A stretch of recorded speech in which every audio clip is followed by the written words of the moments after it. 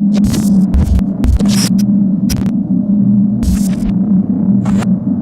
to Coaches Weekly. I'm CJ Selner here with head baseball coach Mike Stosky. Coach, first off, congratulations, 6 straight titles.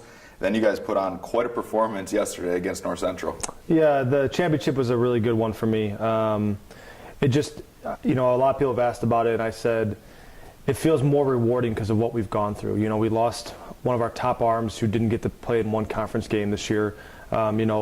Mitch Wilson and Brian Van Duzer missed a bunch of conference games this year. We had guys playing opposition. The weather played havoc on the schedule.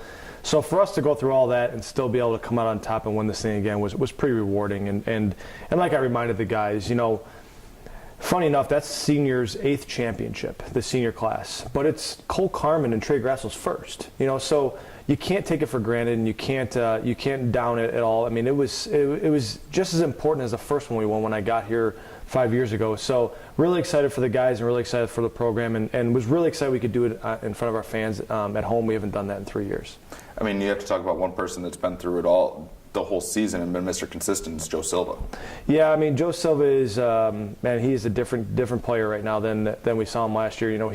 He's showing flashes of his sophomore year when nobody could get him out, and that's just what he. I mean, it's just pure confidence. I mean, like I said last week, what Joe's doing, hitting 450 or something in conference, is not unexpected and not out of his capability.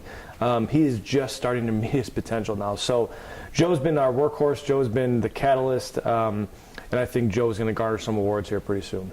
And we have to talk about that performance against North Central. As a group, that's about as complete as a ball game as you guys have played.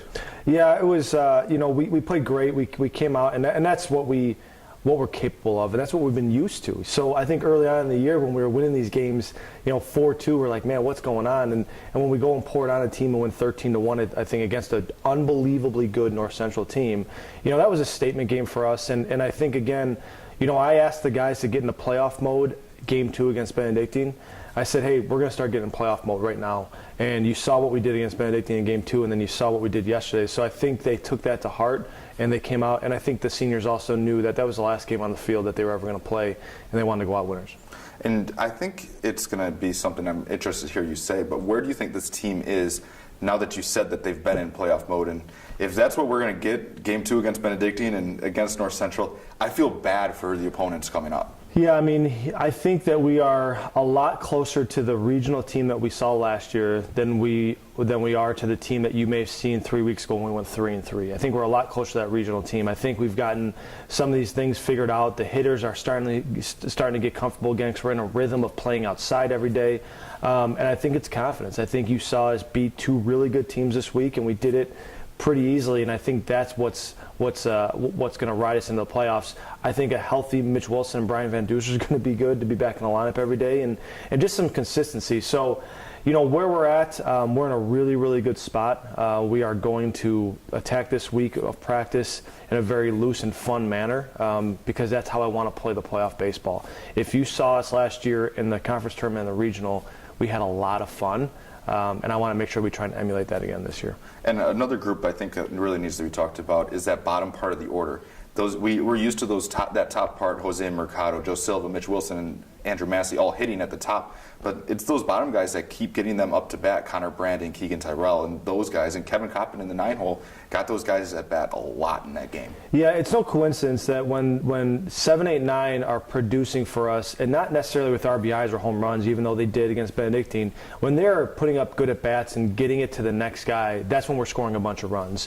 When we fall flat 6 through 9 and we have to force runs at the top of the order, that's when you see us score 4 or 5 in a game and we win that close game.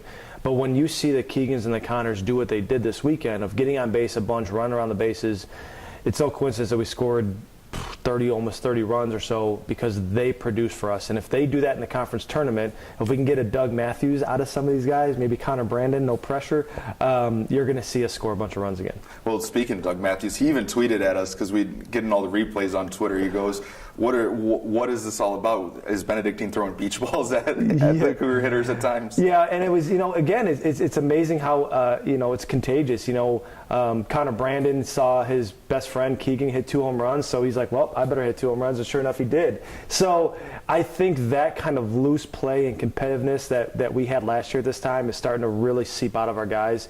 And like you said, that could be bad for the opponents. And you guys head to a place where you guys are very comfortable in postseason play. It's no secret to anybody. You guys haven't lost when it comes to Capco Park in the playoffs. How do you guys kind of continue that trend? And you said part of it staying loose in practice. Yeah, that's what it is. We're gonna lean on our old guys that have been there. The senior class has never lost a conference game, conference tournament game while we've been there. So we're gonna lean on that group. We're gonna have a senior on the mound to start game 1 and a bunch of seniors on the field. So we're obviously going to rely on our old guys to kind of carry us through that and understand that. And it's a matter of playing one matchup at a time. You can't go in there going, hey, we got to go 3-0 to win this thing. We got to go in there and beat that first team at Thursday night. And once we beat them, then we'll figure out what's going to happen on Friday. I think too many teams go in with the idea of how are we going to win the whole tournament when we're going in just trying to figure out how to win at 7 o'clock on Thursday night. We look forward to seeing you guys back out on the field Thursday night. Cougars take to the conference tournament on Thursday night. Their opponents still to be determined. They'll take on the lowest winning seed of the morning games. You can find all the links and who CUC is going to play and all the updates at cucougars.com.